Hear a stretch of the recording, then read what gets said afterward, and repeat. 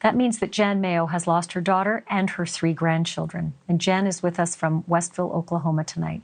We're also joined exclusively by Holly's aunt, Lynn Watt. Ladies, thank you for being here. And I know that you want to get your story out. You wanted to speak to us about what's happened. Let me just ask you this. Jan, have you learned anything else, anything new from the sheriffs, from the police, from the authorities who are investigating this?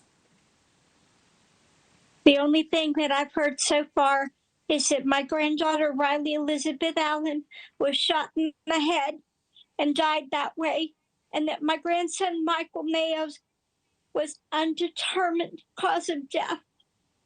The other 2, they haven't determined yet. They haven't done their autopsies. So your daughter, Holly, and her youngest, Tiffany, 13 years old, they haven't finalized the autopsies on those 2, so they haven't been able to give you a cause of death? Oh, not yet. Did the sheriffs or did any of the authorities tell you what they think happened just from being able to assess the scene? No, I can't get any information. They're not releasing any information to me at all. What did the authorities tell you when you got that just horrendous phone call? All they told me at first was that Jesse was missing and the 2 girls that he supposedly kidnapped were missing. Nothing about my daughter or my grandchildren. I had to find that out from Facebook, that they'd found 7 bodies. And nobody told me anything until 10 o'clock that evening that my granddaughters, my grandson, and my daughter were dead. So to be clear, the police, did they, at 10 o'clock, did the authorities eventually call you to give you this news officially? Yes, at 10 o'clock, and that's when they told me that my family was being transported to the Tulsa Medical Examiner's office. Was there any other detail that they were able to give you during that phone call? The only thing that they told me at that time was that they had been shot and nothing more. Did they say that all of them had been shot? Because originally we had heard that just Riley had been shot, but did they say that all of the family members had been shot?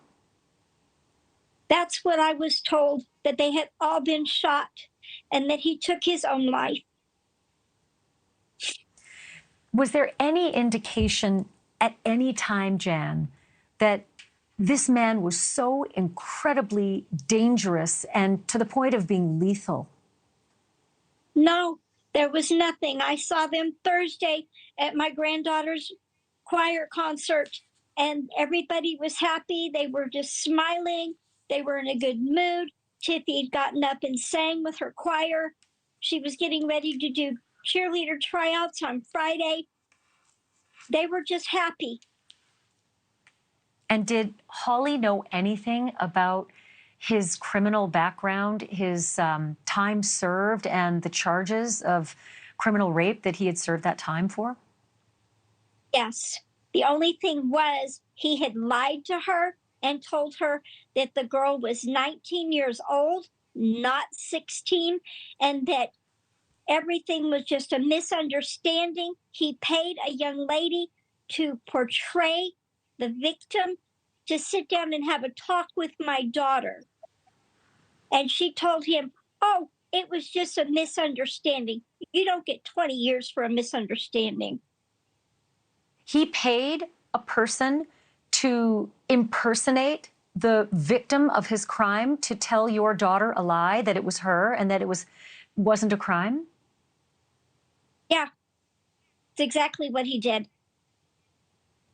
And he never indicated at any time that he was a registered sex offender at that property where your family was killed?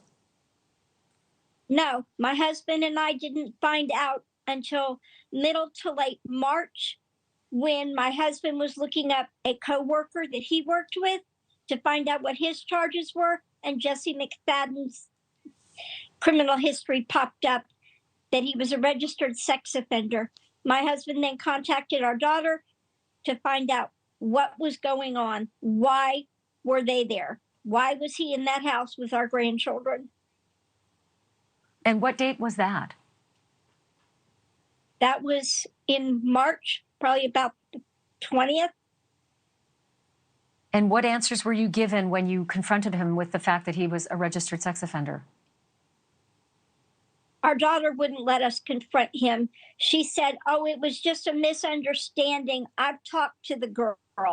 At that time, we didn't know anything about the real victim. It's an unbelievable story, Jan. I cannot believe that this has happened to you and to your family. Thank you for watching. Go to newsnationnow.com to find NewsNation on your television provider. And don't forget to click the red subscribe button below to get more of NewsNation's fact-driven, unbiased coverage.